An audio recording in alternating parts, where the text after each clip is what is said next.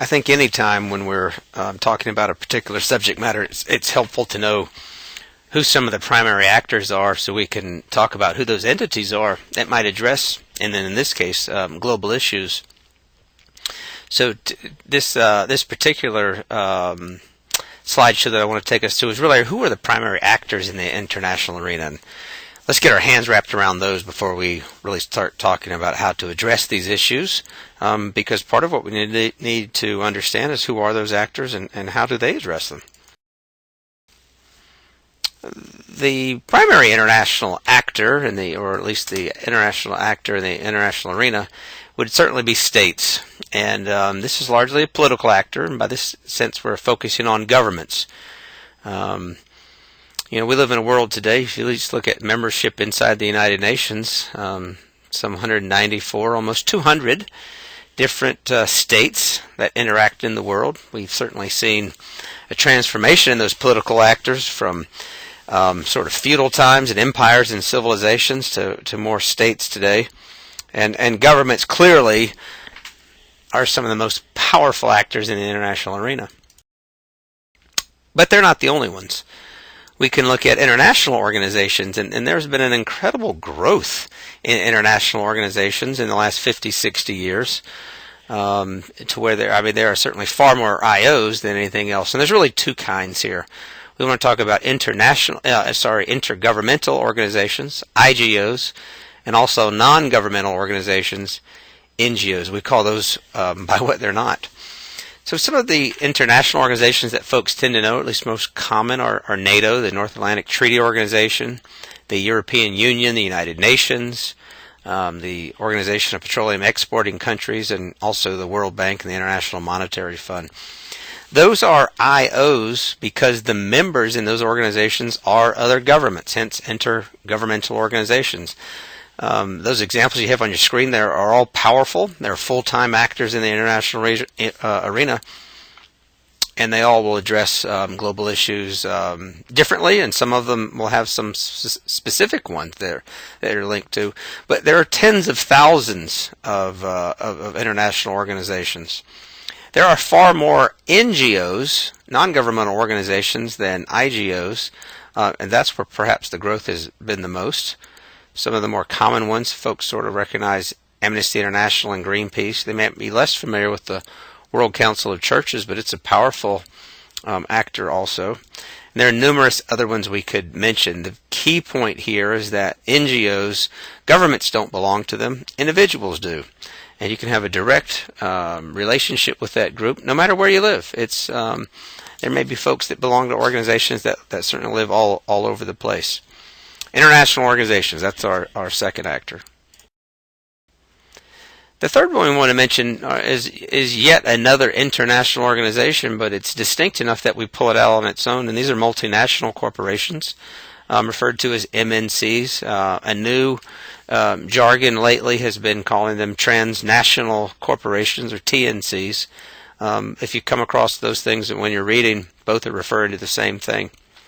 I'll just give you a couple examples here to consider.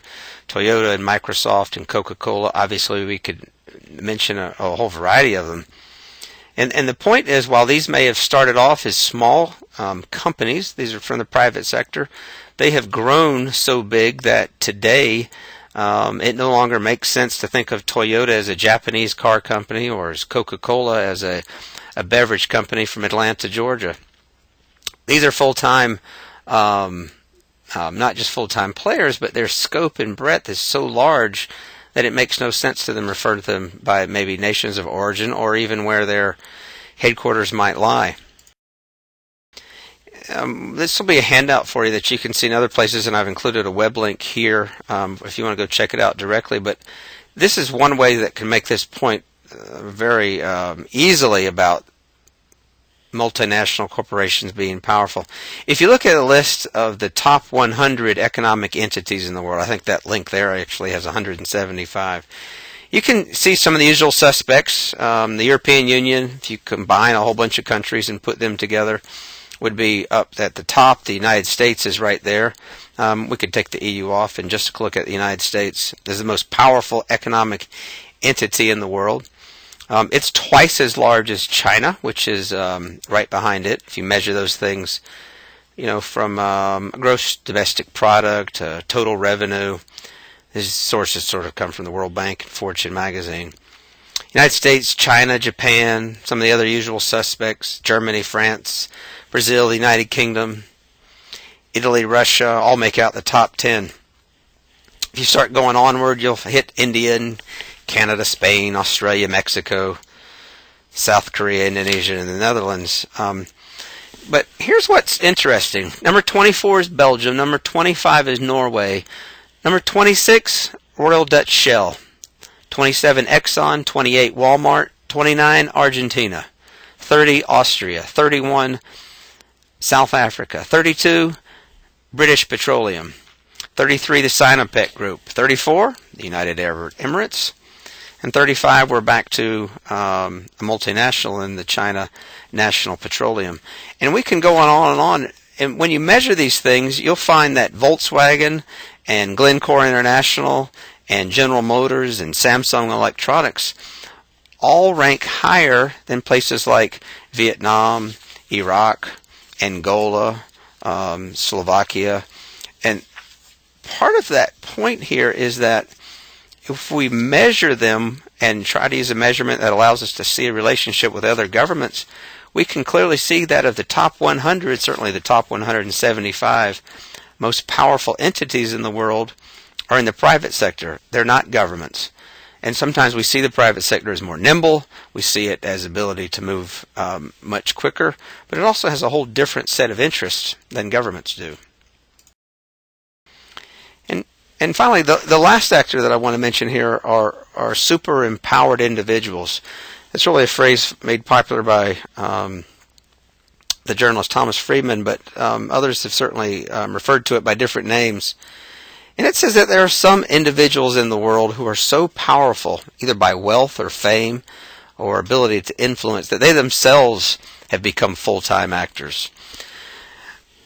Whether Bill Gates or Osama bin Laden, whether Bono, the singer, and I've left you a little space there to think about who some of those others might be, and we can have a discussion about those. But that the world is also made up of full-time players who are individuals, and they need to be taken into consideration here as well. Finally, we mentioned these actors to you, and the reason that we want you to have them under your belt so earlier in the term here is we wanted you to sort of wrestle with how do these actors relate to your understanding of global issues. Part of the challenge here is to think about how do these actors and what kinds of policy prescriptions might each of these actors offer.